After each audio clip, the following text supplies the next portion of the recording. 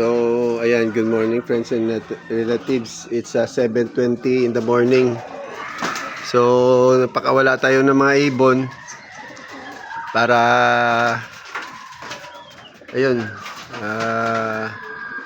makita or makatawag ng pansin dun sa mga ano natin, yung release ng Tacloban, kasi dapat kahapon pa nag-clock sila. So meron nang nag-clock 2 piraso, tayo wala pa.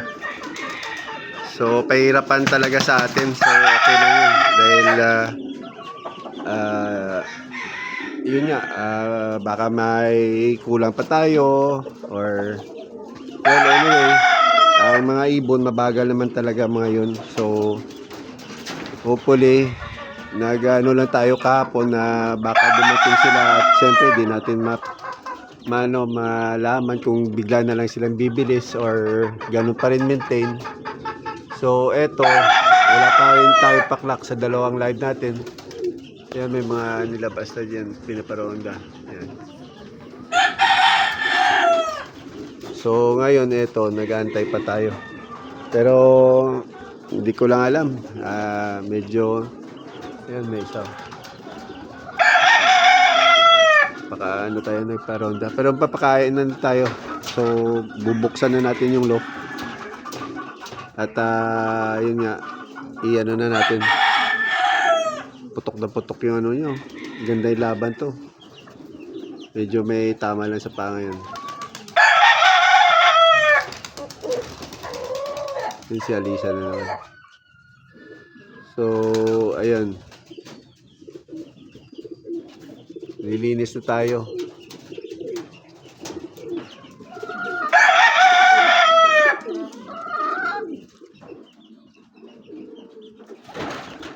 Yan, masisi.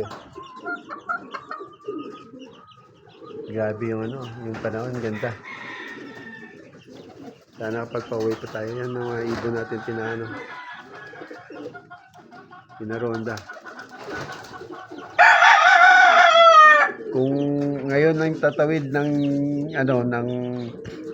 ng alin papuntang basta sa isla ng Leyte, kung ngayon ang alis yung ibon natin ngayon, edi baka mamaya pa siya darating. Pero kung umalis siya kahapon pa, tapos lang ngayon, tumukod, sana on the way na siya kung kahapon na siya nakatawid. Pero kung wala talaga, di wala tayong magawa. Mahinahin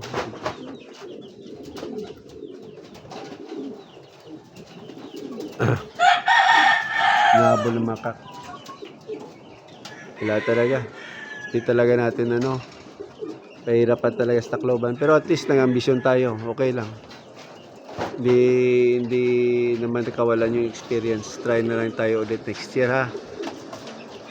Kung sasali pa tayo sa sa mga ganito, pero baka retire na rin tayo, hindi natin alam. Kasi may mga ibon pa naman tayo. Dami pa rin. Yan, mga naglalandi.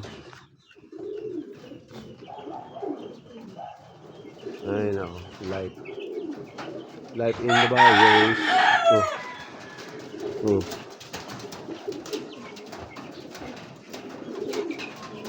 Gutom na eh. Hindi po. Galaw-galaw mo po muna tayo. Ayan, itong kay Jamaimi. Ayan.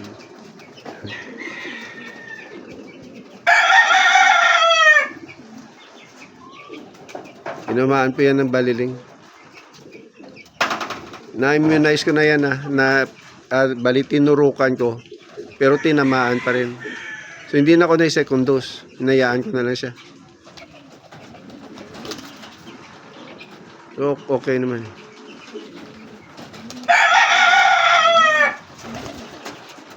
Kak pala to eh. Subukan din natin yan kung pwede, kung papasa siya. Yan. Ewan ko lang kung makaparte tayo o hindi. Kung hindi, edi yun, donate na naman. Sige po. Ciao.